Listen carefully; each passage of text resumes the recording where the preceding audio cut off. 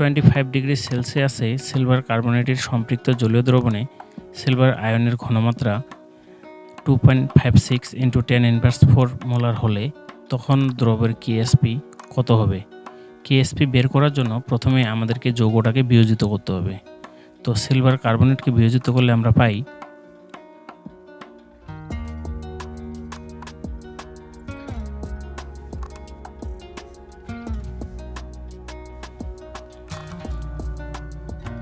Silver carbonate.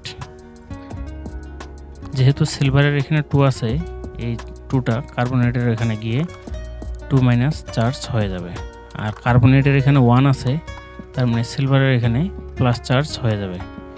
2টা যেহেতু সিলভারের এখানে আছে, এজন্য এই 2টা সিলভারের সামনে চলে যাবে, আর এখানে যেহেতু 1 আছে, কার্বনেটের সামনে যাবে 1। তো ধরি সিলভার কার্বনেটের দ্রাবতা S মোল পার লিটার। তাহলে সিলভার আয়নের ঘনমাত্রা হবে 2S এবং কার্বনেটের ঘনমাত্রা হবে S। প্রশ্নে সিলভার আয়নের ঘনমাত্রা দেওয়া আছে। সিলভার আয়নের ঘনমাত্রা 2.56 × 10⁻⁴ মোলার। যেহেতু সিলভার আয়নের ঘনমাত্রা এখানে আছে 2S, আমরা সিলভার আয়নের ঘনমাত্রার জায়গায় 2S লিখে দেব। 2S = 2.56 × 10⁻⁴ molar. তো মোলারটা বারবার লেখার প্রয়োজন নেই। S = 2.56 × 10⁻⁴ ভাগ 2। সুতরাং S এর মানটা আসবে 1.28 × 10⁻⁴ মোলার।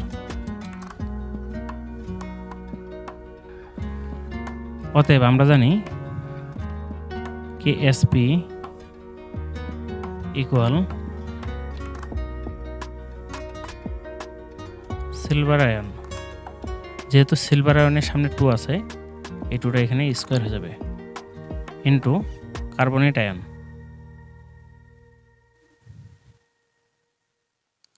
সিলভার আয়নের ঘনমাত্রা 2S,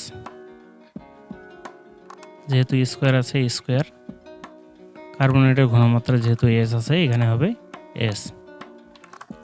4S² × S, 4S³।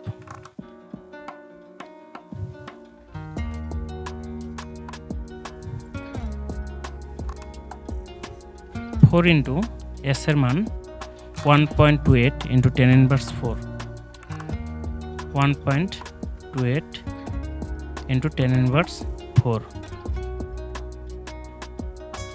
যেহেতু কিউব আছে, এজন্য এখানে কিউব।